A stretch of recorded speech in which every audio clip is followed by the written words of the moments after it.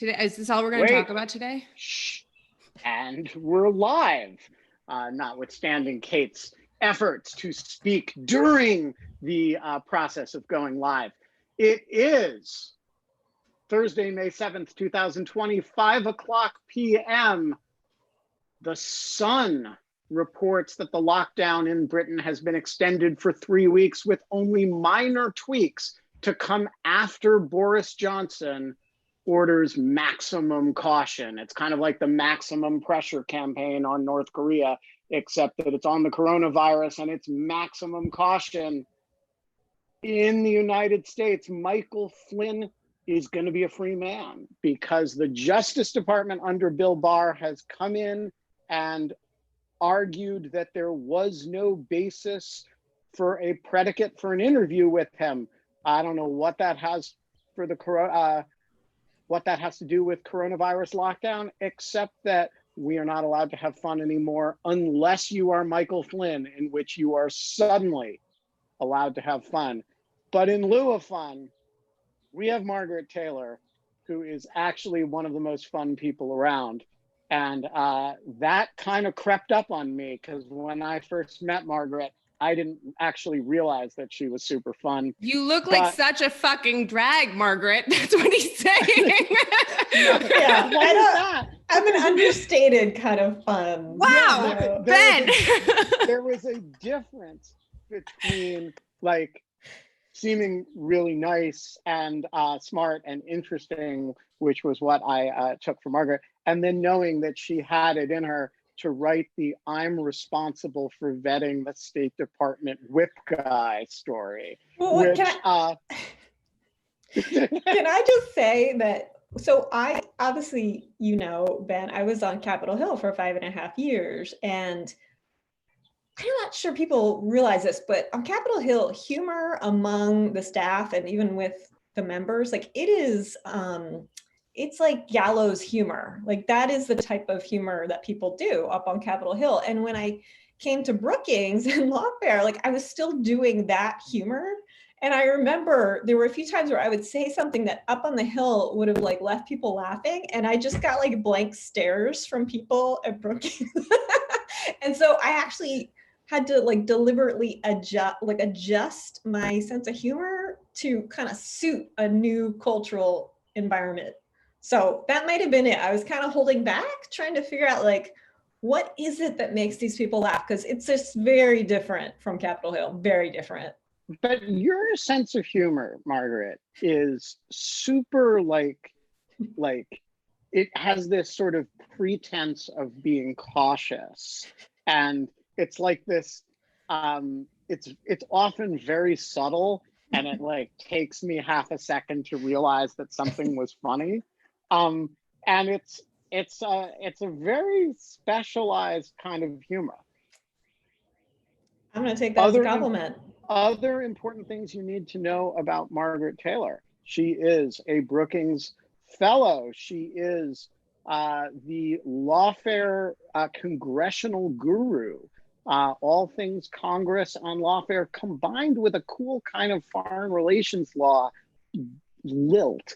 She is also I'm gonna get this wrong in detail, but right in spirit, the former world record holder for the largest fish caught in the state of Maryland. So I was really hoping you would ask me about that. And just in case you didn't, Tell me ready everything. to point it out. This is my award that I got in 2006. And it's a little more specific.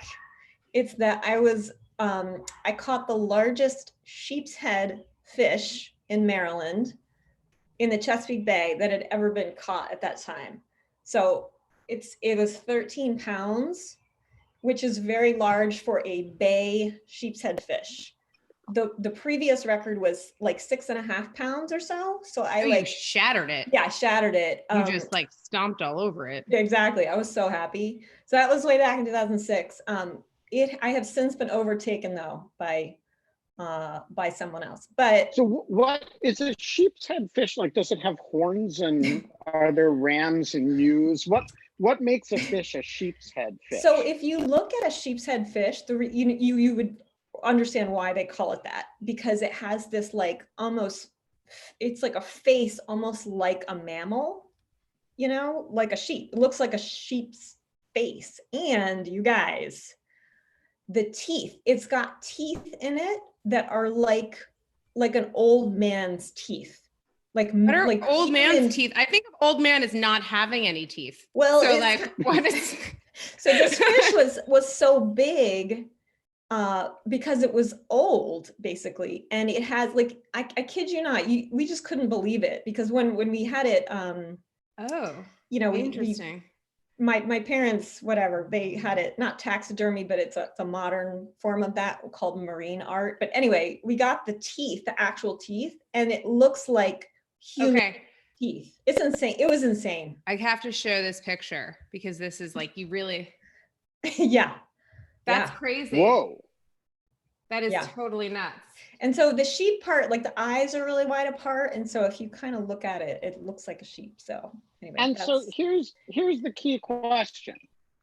Are you a particularly experienced fisherwoman who has, you know, spent your youth yearning to break fishing records?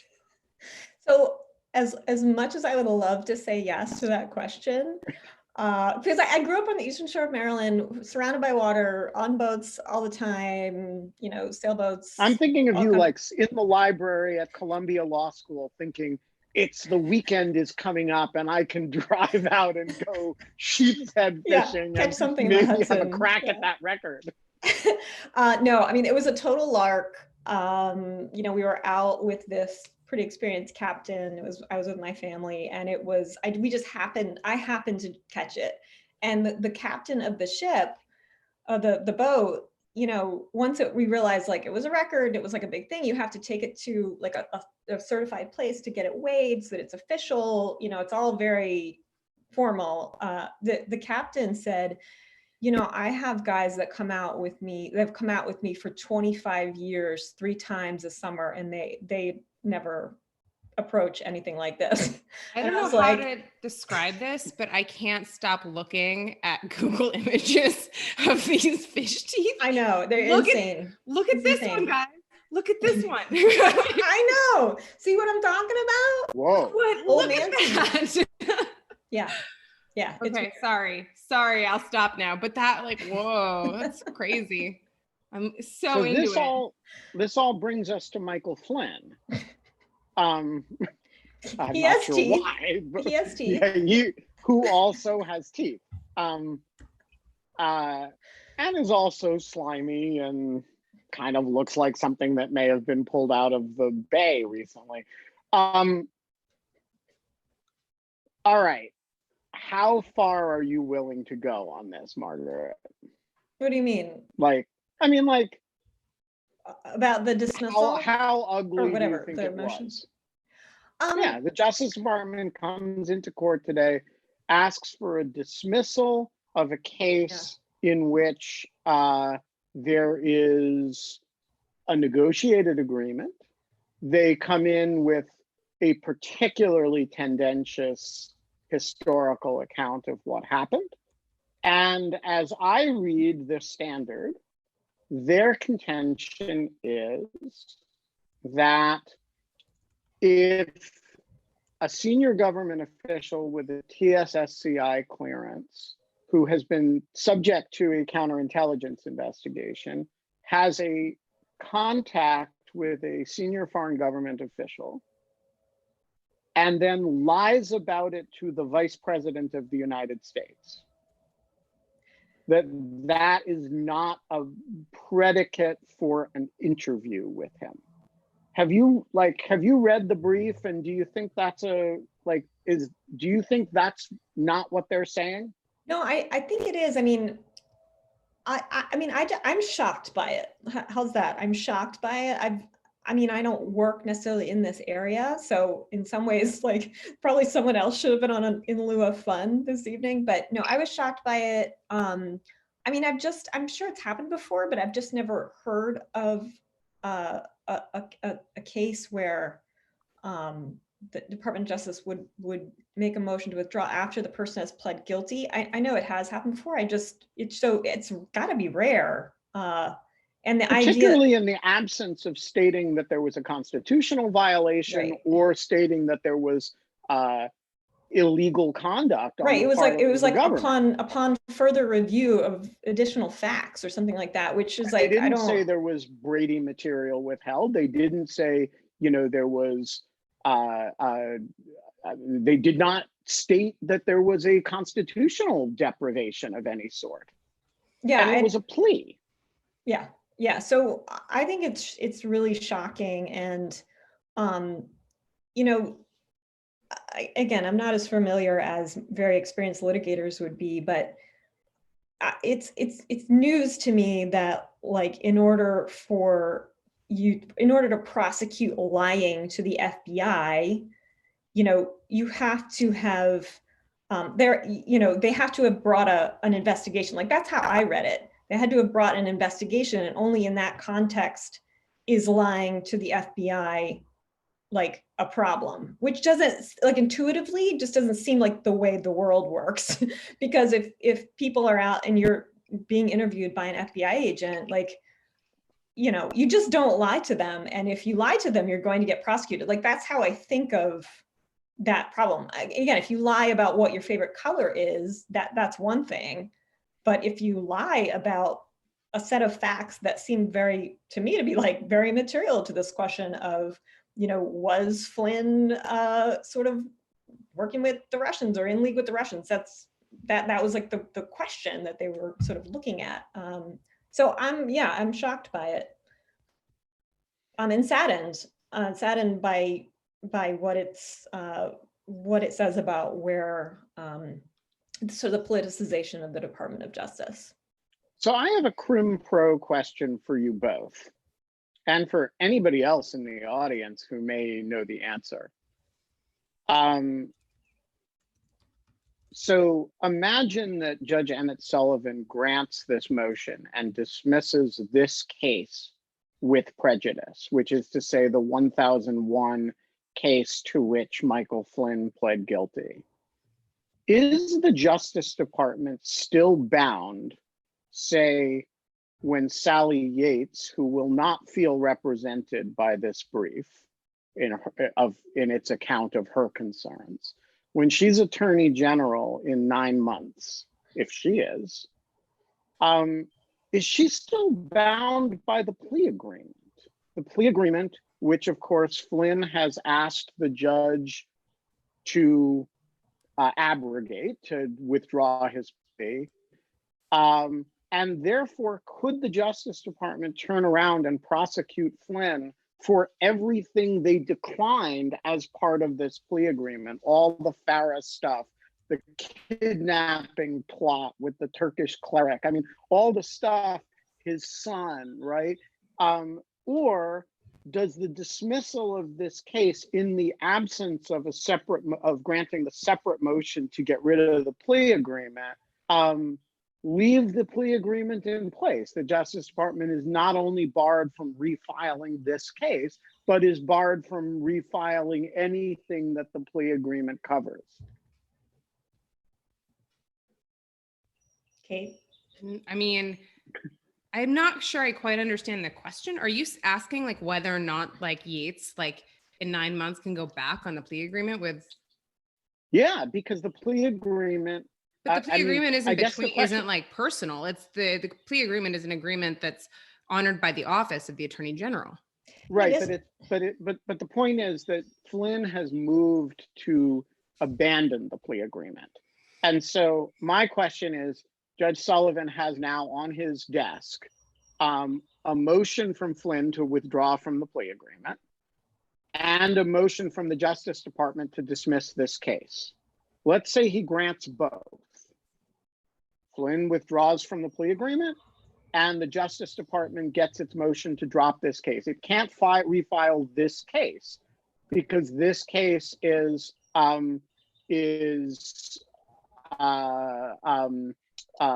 been dismissed with prejudice. Right. But can it refile or file for the first time all the stuff that he was given immunity to in the original plea agreement?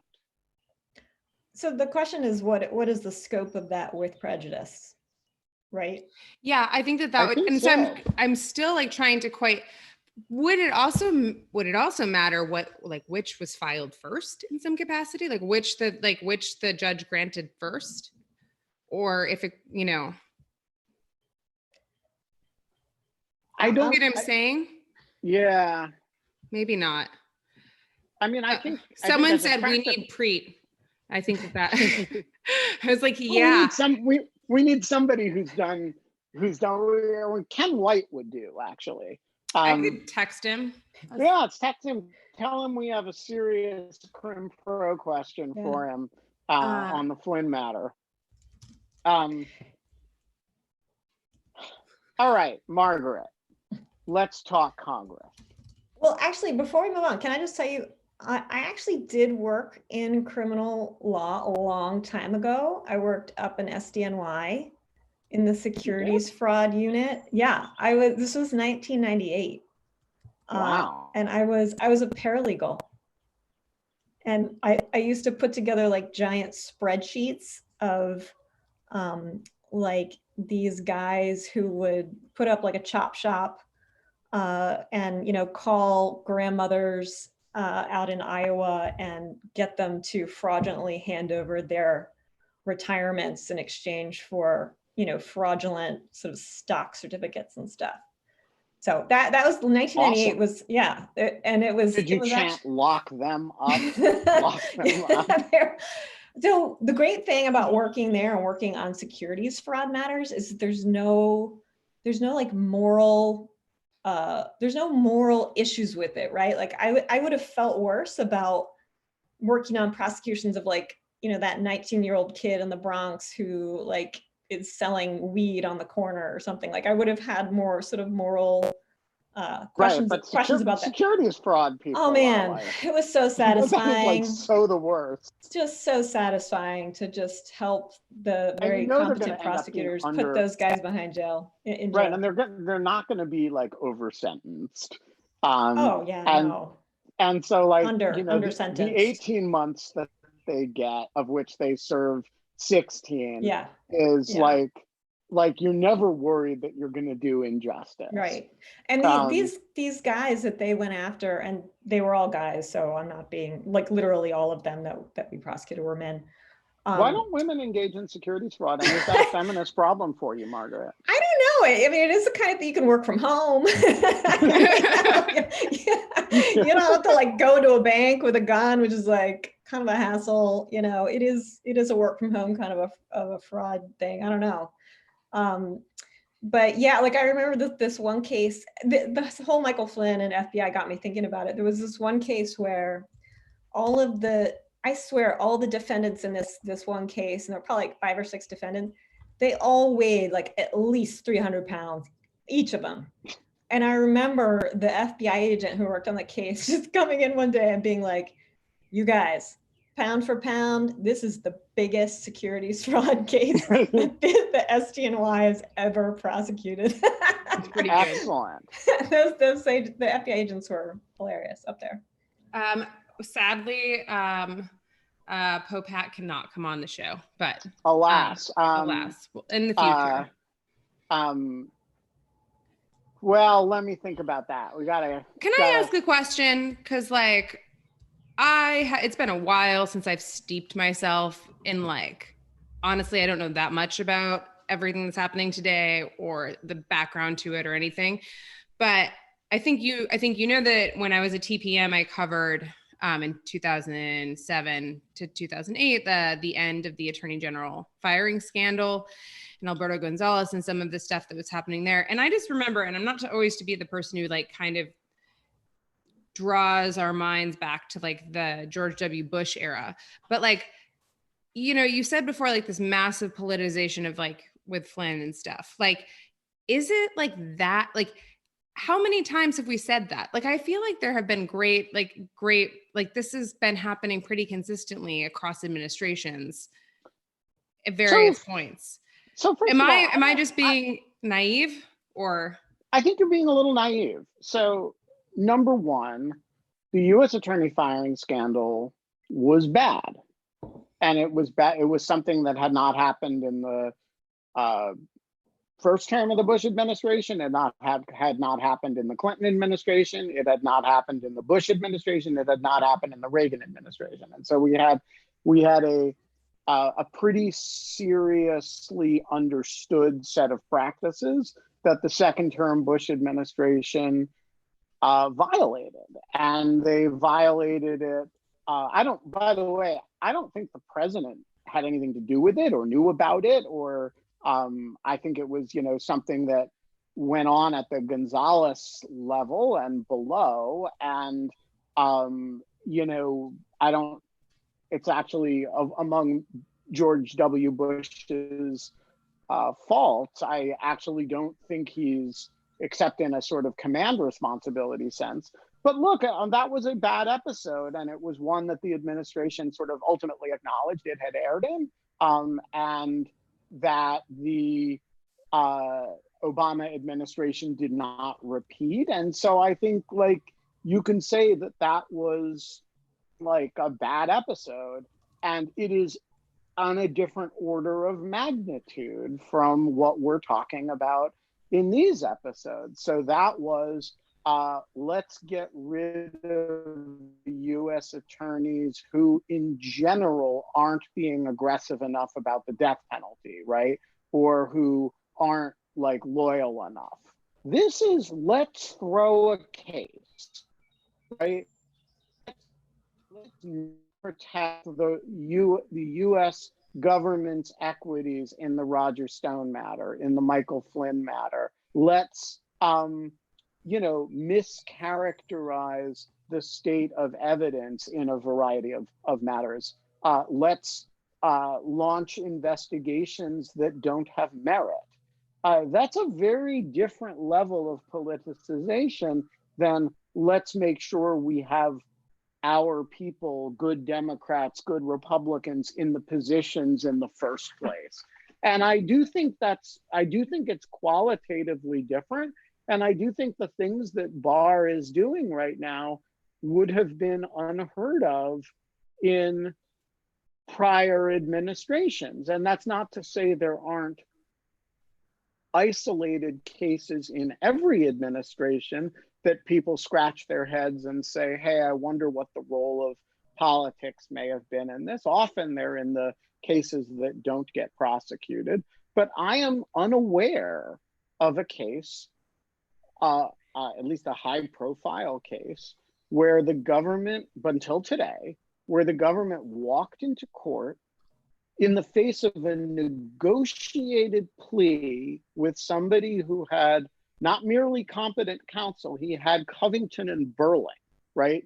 Negotiated an exceedingly generous plea deal to him that left a lot of stuff unprosecuted.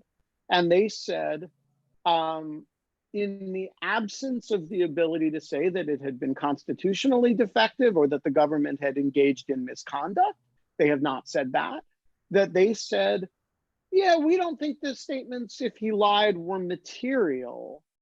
And therefore, we are moving to dismiss this case. I don't know of a single case like that in the at least the modern history of the Justice Department. And I do think if you're thinking about politicization, that's a qualitatively different level from the removal of U.S. attorneys who may, who do, after all, serve at the pleasure of the president. And we passed that bar a long time ago. I think I just wanted, I have not followed this as closely as you. I haven't followed it really much at all, frankly. I think there was when all of this started rolling out, there was I think I was finishing my dissertation or something was happening that I was paying no attention to the news at the time and kind of got behind on it and then stayed behind. And so in piecing it together, it's been hard to get context. And so that's actually super helpful. And I think that I understand that. Yeah, that's completely right. Well, I think it also, I mean, it begs a question that it's a little, people are talking about on Twitter, and then I wanted to actually ask you all, which is, I mean, to me, this feels like the one single day where lawyers are sort of like the most disheartened and offended and like just kind of horrified by what has happened here. And so the question is, what do you guys think? Do you think that the career attorneys at Justice who are appalled by this should they be? Is this the moment? Is this when you quit en masse or not? The other option is the Justice Department needs its committed, dedicated career professionals. So I think I fall more on the side of not having people quit and having them stay, and be at the table on the inside. But I just wanted to ask you guys, what you think. Is this that moment? I don't believe that moment. Well, I wouldn't say it doesn't exist, because there's obviously some moral point where it exists. I do think it was very important for no career Justice Department lawyer to put their names on this brief. This brief was not an ethical document to file. And the fact that Brandon Van Grack wouldn't put his name on it strikes me as an important statement. The fact that Brandon Van Grack filed a separate motion to withdraw from the case is an important thing. And I do think saying, I will not put my hands on this is a important statement. And look, this document is filed by the acting U.S. attorney and no one else. That means he literally couldn't get a career Justice Department lawyer to represent the United States on this. That should tell you something. Now, there are a lot of murderers and drug kingpins and sextortionists and all kinds of other people who need to be prosecuted.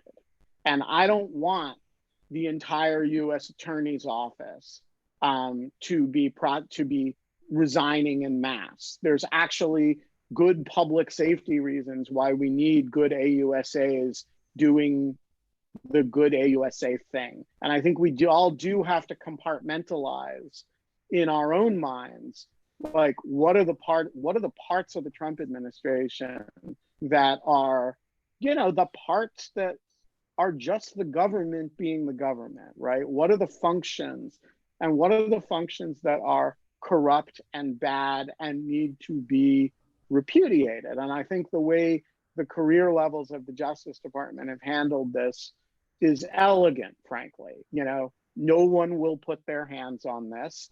And this is owned by O'Shea, the U.S. attorney, the acting U.S. attorney, by Jensen, the U.S. attorney in Missouri, who did this so-called review, and by Bill Barr, and by no one else.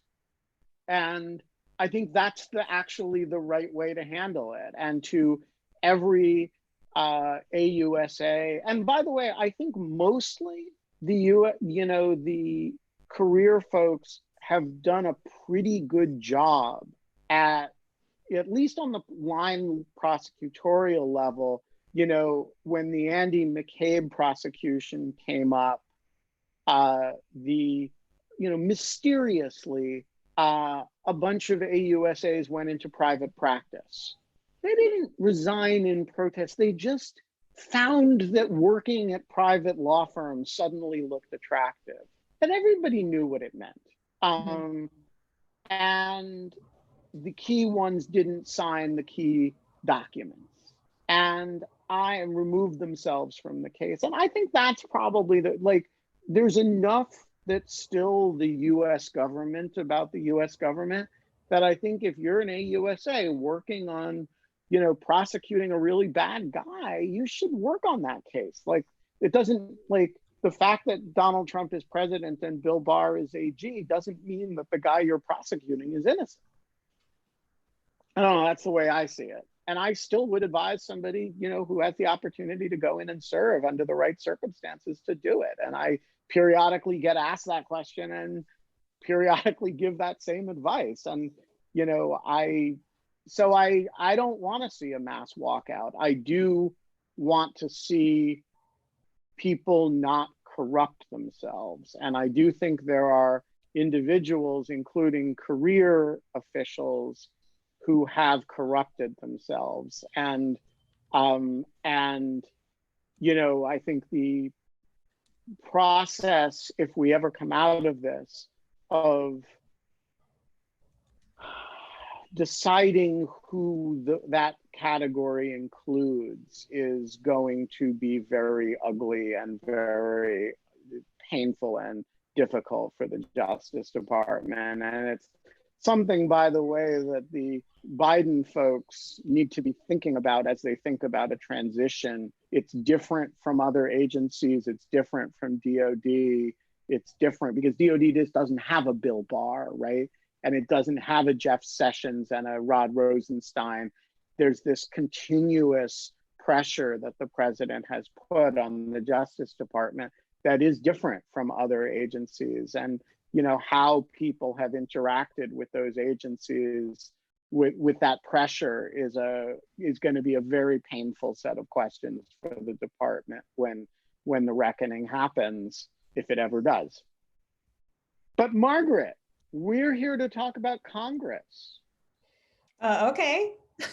Oh, I was just going to say one thing about the plea agreement, which is that I did a little bit of research because I was remembering this from CrimPro, which was that I think that the courts are generally split over whether or not they but generally it's considered a contract, like outside of like between the prosecutor and the defendant, and that the judge interprets and can decide which elements of the contract to enforce ultimately has that power.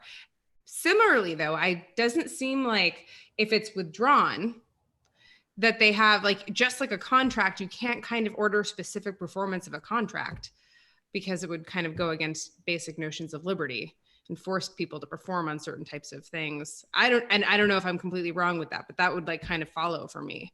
I don't know if that makes sense to anyone.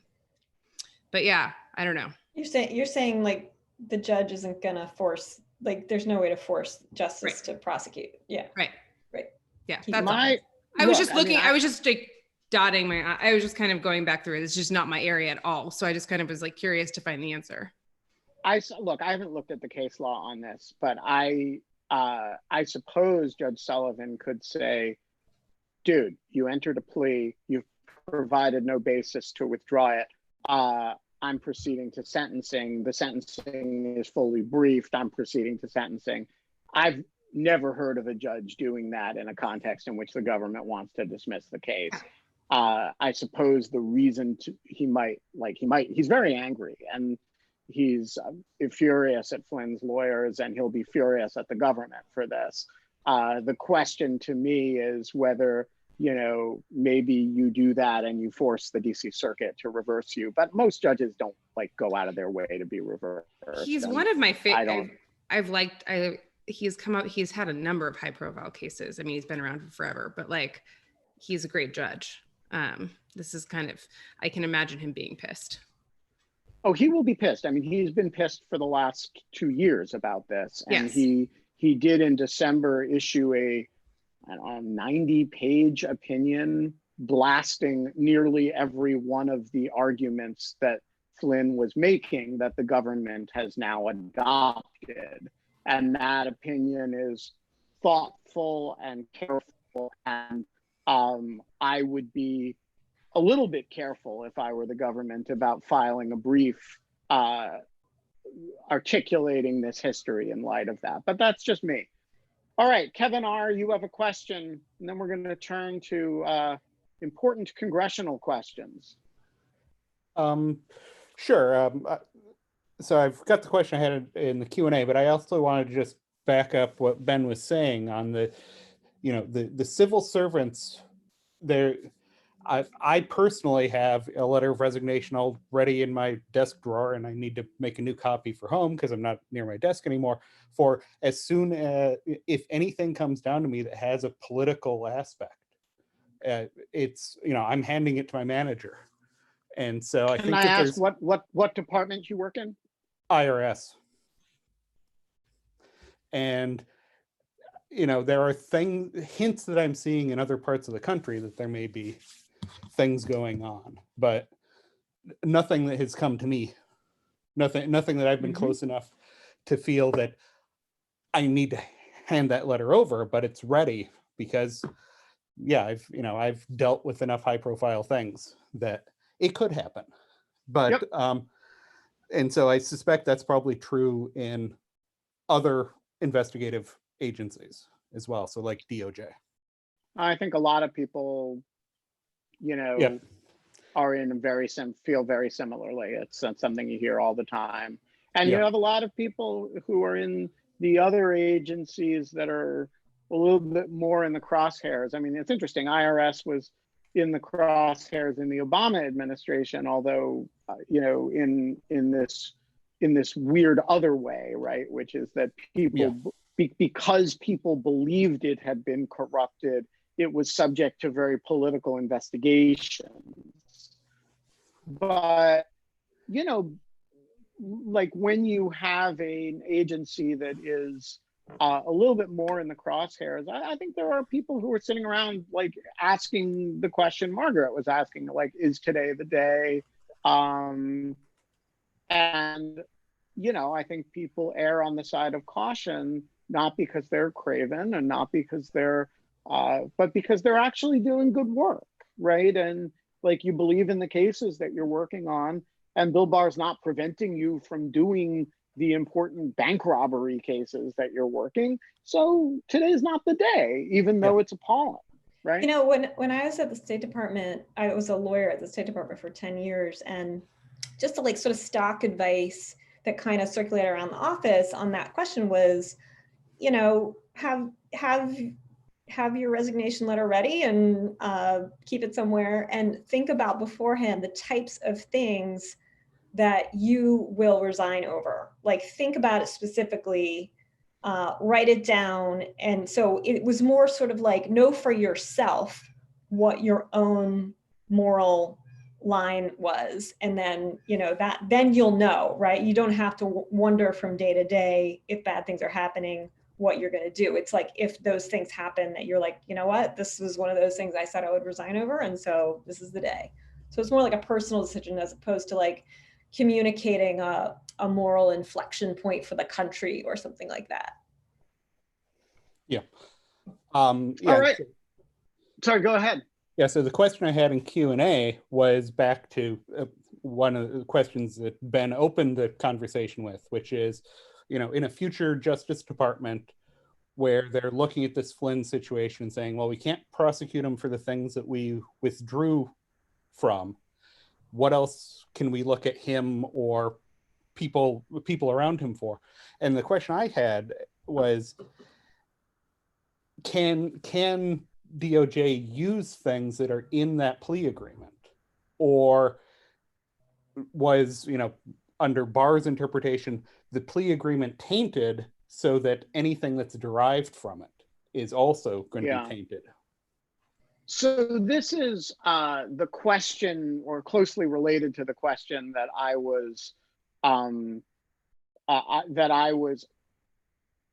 playing with earlier. And here's what I think the answer is, but I want to caveat this with like that I really don't know, and that somebody who has done a lot of criminal procedure in a way that I have not would have a better answer to this. So take this with a big grain of salt.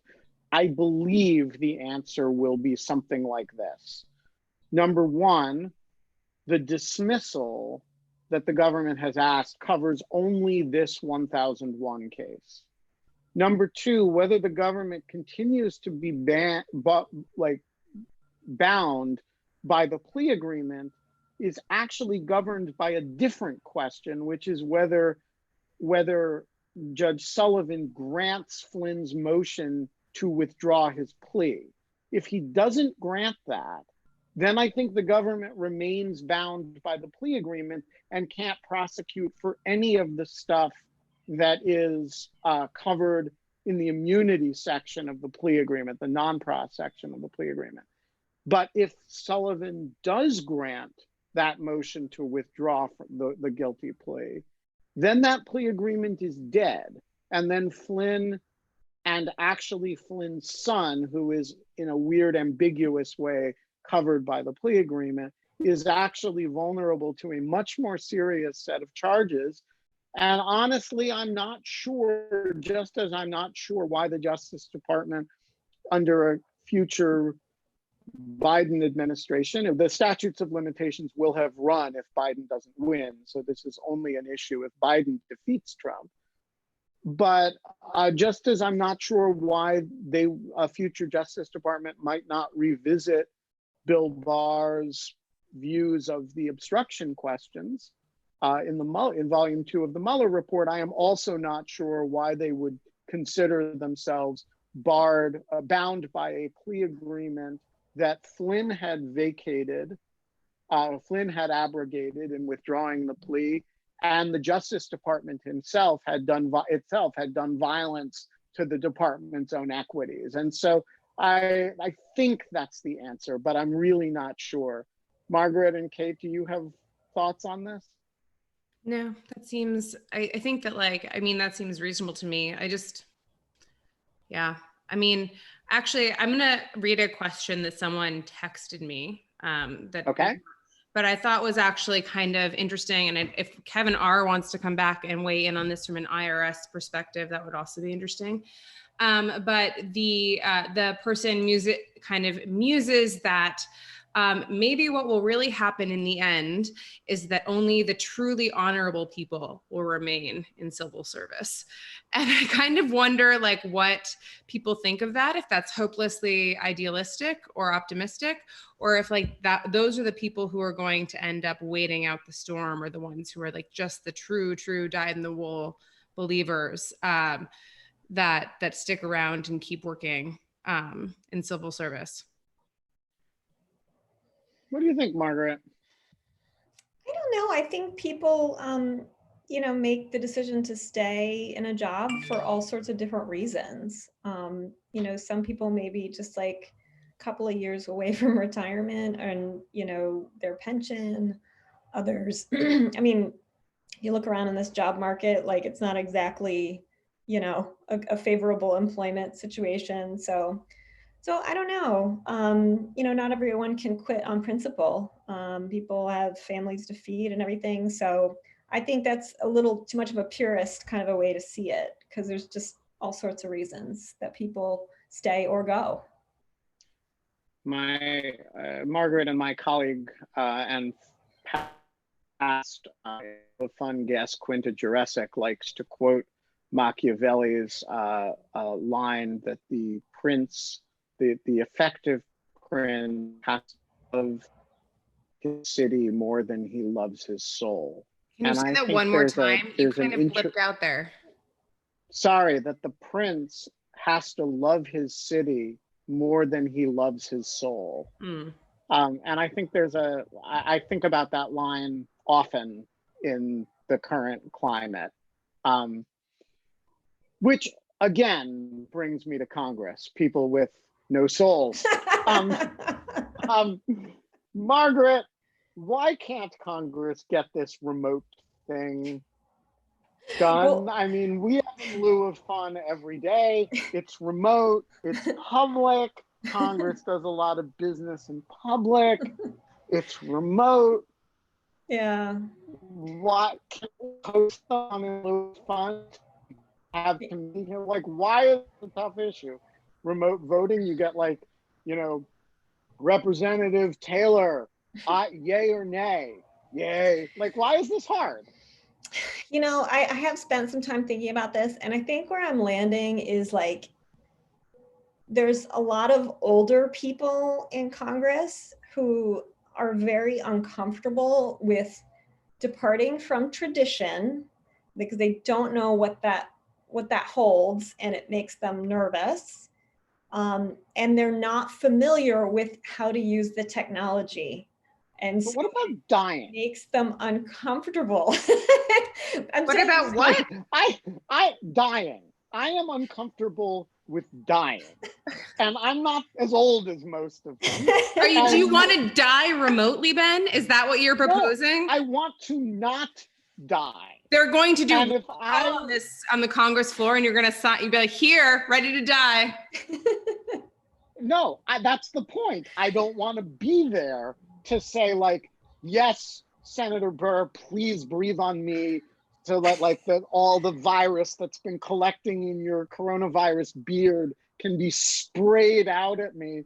I don't want to do that. And I would think that all these elderly people who are high risk, all the factors that you're like describing, they all have, like, Ruth Bader Ginsburg can learn a conference call, how to use a conference call.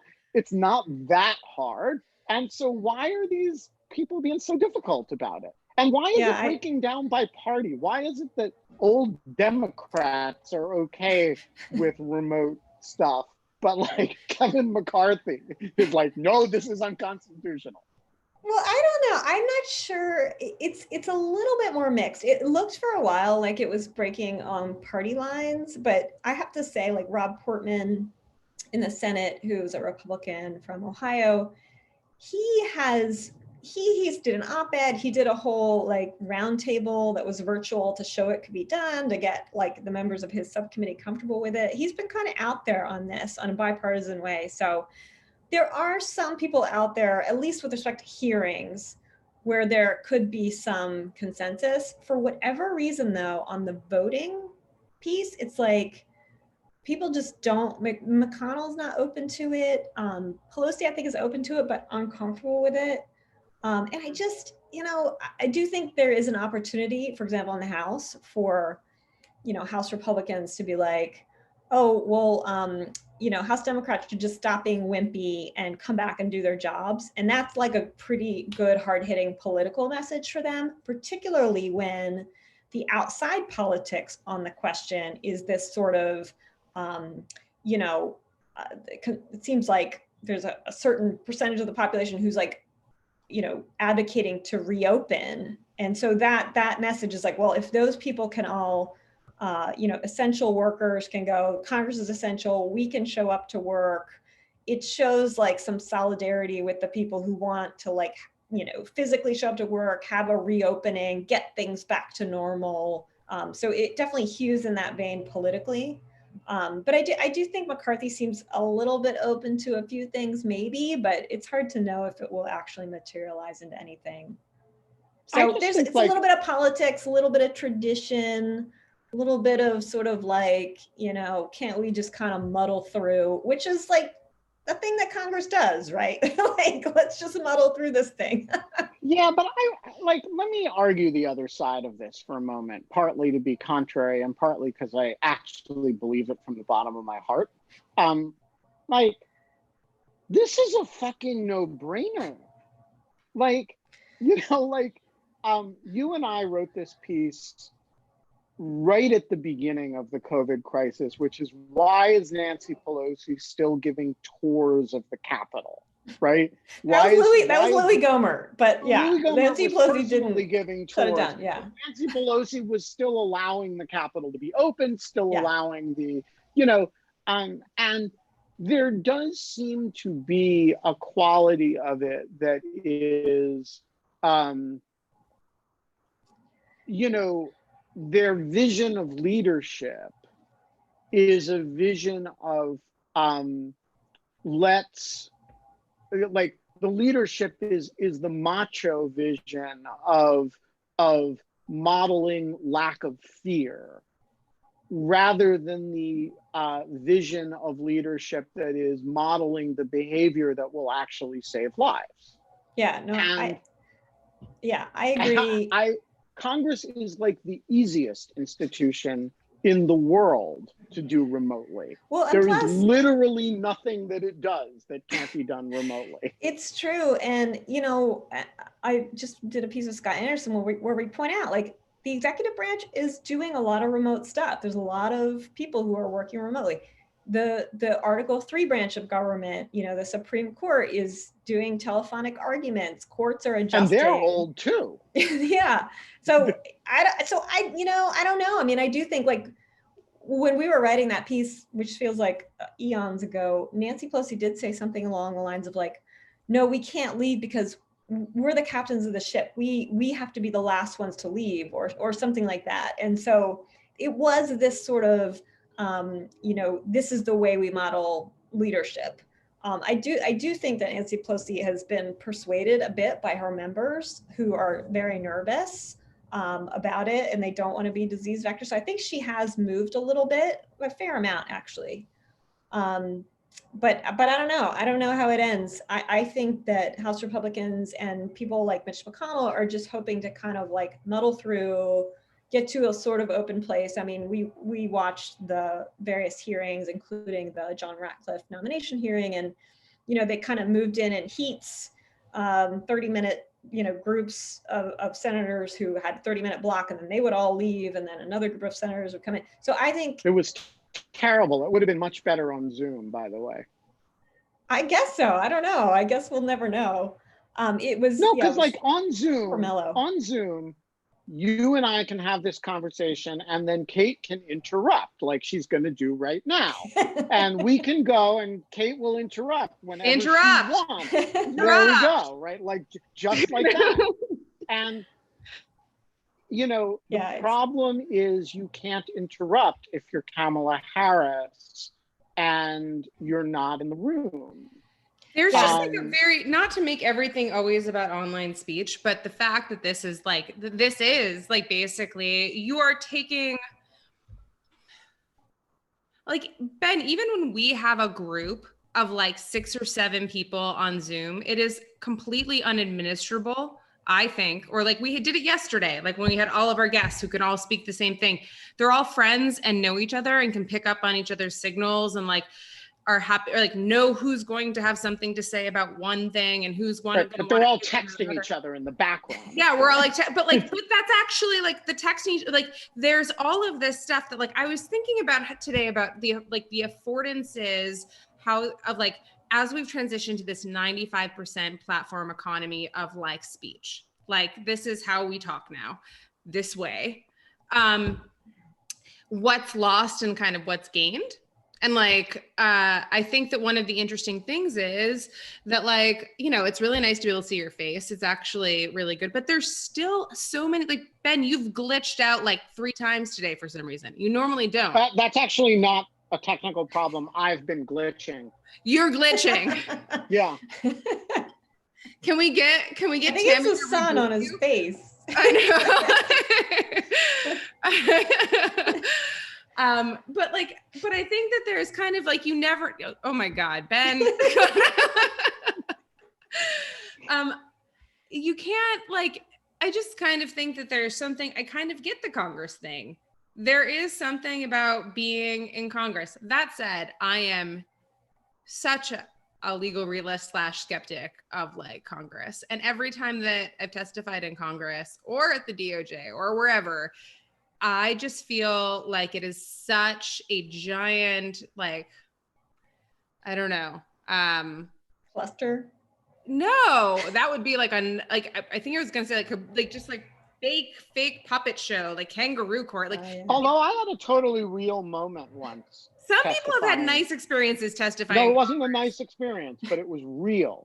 Louis Gohmert asked me once in a congressional hearing, what would happen if Barack Obama decided to conduct a domestic drone strike against a target because he had become inconvenient after leading Muslim prayers at the White House? And until you have been asked that in a live congressional hearing, I think there's like, you know, you haven't fully been alive. Yeah. It was one of those great moments where I thought, okay, now I can die because I've been asked by Louis Gohmert. What did you say? What was your answer? I said that Thank you for curing me of my fear of dying. No, I said that there's no question that this would be unlawful and that a president wouldn't, there's no question that somebody who was wanted domestically would not be lawfully handled by drone strike, but by arrest and prosecution by the FBI. And he yelled at me, and all the other panelists, which were of diverse ideological persuasion, agreed with me, and he got very upset. So he didn't like that answer. What's that? It seems like he would like that answer. No, I think he wanted the answer. I don't know what answer he wanted. He's not entirely sane. Yeah. But as Roman Hruska said of Judge Carswell when he was nominated to be on the Supreme Court and he was accused of mediocrity, there are many mediocre people in America and they deserve representation on the Supreme Court too.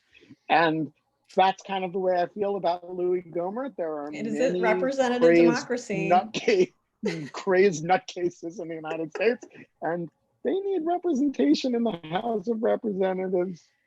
Yeah. Well, I mean, I have noticed with these Zoom hearings that because they've done a few like to try them out, they're actually surprisingly mellow. I don't know why that is. Maybe it's just because it's a new technology and people are being civil, but I can't decide exactly how I feel about it because it is more mellow. It feels more civil. And I think that's a good thing. Although I have to say, I do miss that sort of like live sparring and reserving the right to object. Yeah. So I miss that a little bit, but it does seem more civilized, both these Zoom hearings I've seen and also the now live in-person hearings. Maybe that's just because we're in the middle of a pandemic and people are just sort of a little more sober. I don't think it is. I think it has something to do with the latency in the technology, so that when you're speaking, if I speak over you, I'm not sure that I'm not going to glitch. Yeah. And there may be this tiny little delay so that the point at which I'm interrupting you is the wrong point, right? You've already moved on by the time anybody you come in just like mid-scream. Yeah, exactly. And then it may cut off the first part, and so I may sound like a nut, which if you happen to be one may not bother you, but if you happen to not be one, may give you just a little bit more pause about leaping in, and that gives everybody just a tiny bit more restraint, and that restraint actually iterates over hundreds and hundreds of interactions and produces a more mellow ambience. I also think there's something to if you're a member of Congress and you're sitting in your home office and you're like screaming like crazy at your computer, it's a different vibe than if you're in person. Dad, you're being such an asshole. You feel like a crazy person when you're just in your office alone screaming at a computer as opposed to you've been doing in a hearing room. You're looking at something, so I think it's also do I really want to, how people think of themselves. I don't want to think of myself as a crazy person screaming at myself in the office. I so agree with that. Hey, Ben. Yeah. Knock, knock. Who's there? Interrupting cow. Interrupting cow. Who? Yeah. What's the secret to good comedy, Kate? Timing. Yeah, I think that I totally agree with your point. I think acting like you're performing, which people like, congressional hearings are centrally about performance. And, to the point that we even grade them that way. We're like, how did Mr. Ratcliffe do today? Mm-hmm. We don't say, well, what did he say? Right? We ask how did he overperform expectations? We talk about it in the language of performance. And when you're sitting at home in a home office, Mhm. you don't feel like you're performing. Right. And so, you know, when you're in a congressional hearing, you're sitting there and it's all like very serious. You got the table in front of you and you're like, that's a performance. But you're sitting at home, you're relaxed, you're chill. You The don't. birds are chirping outside of my Yeah, and the window helicopters are flying by like 100 feet overhead because it's in Northwest Washington. And you just don't react that way. Yeah. Yeah. So I don't know. It's All a right, different so- vibe. So one more, Margaret, is Congress totally fucked or only mostly fucked? I'd say mostly, but not totally. Mostly, but not totally. Yeah. That's pretty optimistic for most congressional analysts these days. Yeah. You know, I mean, When somebody asks you about the state of Congress, how many words does it take you before you get to the root dysfunction? You know, I don't speak about it that way because I speak about it more in the vein of trying to have people understand what motivates different members to do what they do. And so in order to be taken seriously, I try to just be a little more, just use non-curse words to explain why Mitch McConnell is doing the thing that he is doing. Because I think that, or that's just an example, different members do things for different reasons.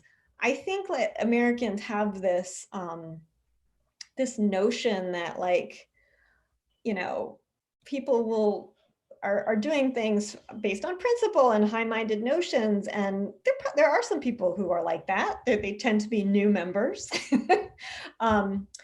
But you know, what I try to say, it beaten out of them with whips. Yeah, exactly. What I try to say is, like, you know, these people are responding to largely to what they think their constituents want. And so if a particular member is acting in a certain way and being kind of crazy, you have to ask the question, does the people that vote for him, particularly in the House, they vote every 2 years, they get reelected or not every 2 years, the people in that person's district are looking at their member and they're evaluating them. And you know what? Those people like what they see.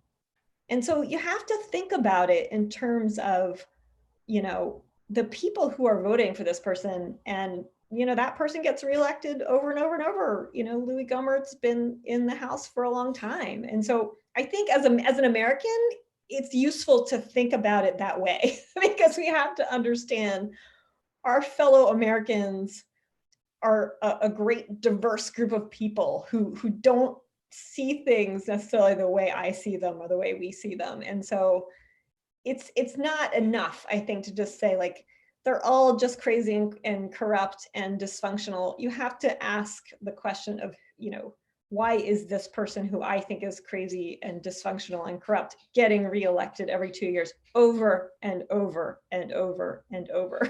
So if there are 535 members of Congress, if we had to have one on In Lieu of Fun, who should it be? Okay, so I would definitely go, my two former bosses are not going to like this, but I would go with Brian Schatz of Hawaii. Because Schatz, I talk with his office a lot. Okay, so I just think, I've actually never even met him, like, but I just think he's so funny. Yeah, he's bright. Seems like a bright guy. He's very bright. He's very funny. He's very, like, principled. And he's like one of these young senators, you know. I think he would just be fun and would understand the spirit of this and the sort of good fun of it. So that would be my pick. All right, that's a. What do you think, Kate? Can you reach out to his office? And I'm also going to invite Jim Himes, whom I think is Intelligence Committee member from Connecticut, who I interviewed on cybercrime issues at New York University not too long ago, and I was super impressed with. I thought was a remarkably thoughtful and his detailed knowledge of cybercrime issues was really interesting to me, and I just thought was really impressive. And he follows me on Twitter, which means I can DM him. What do you think about doing, like, I don't know, well, maybe like the senators or something? I don't know. I was thinking Cantwell has a new privacy bill. It'd be kind of great to hear from her. Yeah, maybe we should do like Congress Week. We can combine the next pugilism week with Congress Week and pair two congressmen that really. Oh yeah, yeah. They don't want to have Zoom votes, but they're totally going to come on our show and while having a beer. Yeah. We're gonna, like, you can get them more comfortable with Mitch the technology. McConnell and Chuck Schumer. Yeah, we get Schumer and McConnell on and gear them up and see what happens. My former, well, both my judges, I think are good. Well, I'm not going to say it, but anyways, we're not going to probably be getting Chuck Schumer on in lieu of fun, but we'll see. But we could get. It'd be interesting to see if we could get any federal judges. Sitting federal judges? Sure. I mean, I don't know. We can invite Emmett Sullivan. I would love to invite Emmett. Call the series "Pending and Impending Cases," so that it's really clearly on. I'm going to go out on a limb here and say that there's no way that Emmett Sullivan can come on our show. Well, Judge Emmett G. Sullivan, if you are listening, if you watch this on YouTube, come have a drink with us on In Lieu of Fun. You'd be like, so how are you going to rule? Yeah, exactly. I would just ask him about We're only going to ask you questions about pending and impending cases. None of this shit that you can answer, okay? Margaret Taylor, so much fun to have you. Thank you for having me. So much In Lieu of Fun. I will see you tomorrow morning at 9:30 for our Lawfare morning editorial meeting. Gergie just walked into the room. Hello, Gergie. My new one-eyed dog. Nice. Well, thanks, you guys. I'm so flattered, and I watched the show, so I'm like just thrilled to be on it. It's so fun to have you. Tell the world about my fish. Oh my God. I'm now going to have like a new procrastination thing of looking up the like sheep. Totally creepy. I'll send them to you. I'll take some. You may have to send them to you. The good morning image on Twitter may have to be. Do you have a picture of yourself with the sheep's head? I do, but it doesn't show the teeth. But yeah, I do have a picture. I was 30 years old at the time, so I look a lot younger, but it's me. Yeah. Cool. Well, maybe I'm going to have to, in your honor, tweet a sheep's head as the good morning image tomorrow. So who do we have on the show for tomorrow? Emily Bell, I think, is going to come on from the Tao Center of Journalism at Columbia. Cool. So what are we going to talk about with her? Oh, I don't know. She's just good fun and is like lovely. And I was thinking that we would talk about journalism and, newspapers and then journalism again, No, I actually think that it'll be really good. I think that she's got some, she was pretty upset about some of the oversight board members. And then I don't know, it'll just be like kind of interesting to hear what she has to say right now about everything that's going on. Awesome. Yeah.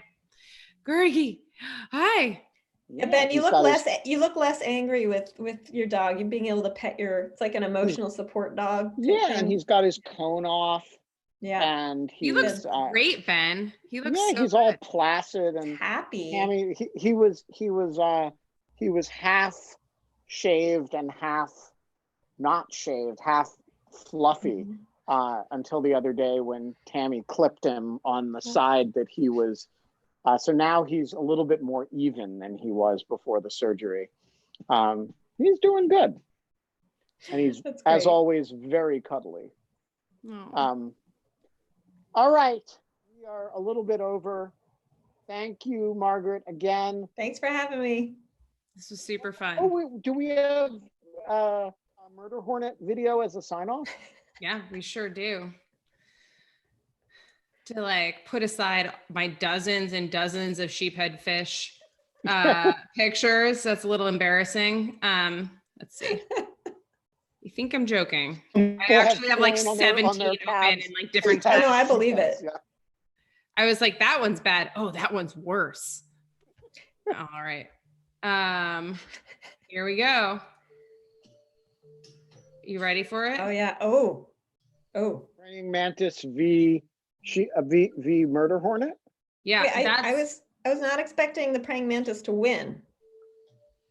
Oh yeah, the Praying praying mantis- mantis wins. That's like the Praying mantises are like badass. Oh, okay. full disclosure. I had a praying mantis. This is such a me thing as a pet, and had it under a glass in like a cage. And then like one day it just like laid eggs all over the cage, and like I was like, that's enough of that. Like, Well, they wouldn't have hatched because, you know, the praying mantis is called the praying mantis because it eats the male praying mantis after it fertilizes her eggs. but like, is it internal or external fertilization? I believe it's external. Okay. Well, this praying mantis just ate that entire That is like, thing. look at that. It's like crumbs. It's like crumbs. So Not now even. you know murder hornets are defeatable. We just need a fleet of praying mantises to send to Northwest. That praying mantis is United named States. Wittes, and that murder hornet is named Putin. Just saying. Are you We'll just be back picking another tomorrow. fight, Ben? So Yeah, a good I've- friend texted me that does trust and safety on Twitter and asked if I've been recently picking fights with Russian bots. And I said, no, just my friends have, and they're adding me. It's like, you hang out with me. I know. Russian bots are going to tweet about you. It's just I the way know. it is. Guys, We will see you all tomorrow. And until then, Kate? if you can't have fun, you still have us. In lieu of fun. In lieu of fun. God damn it, Ben. It's only been 4 to 5 days. You expect me to realize this? Missed the goddamn point. That's the title of the show. All right. Bye, guys. I can't reach the button to end the show, but here it goes.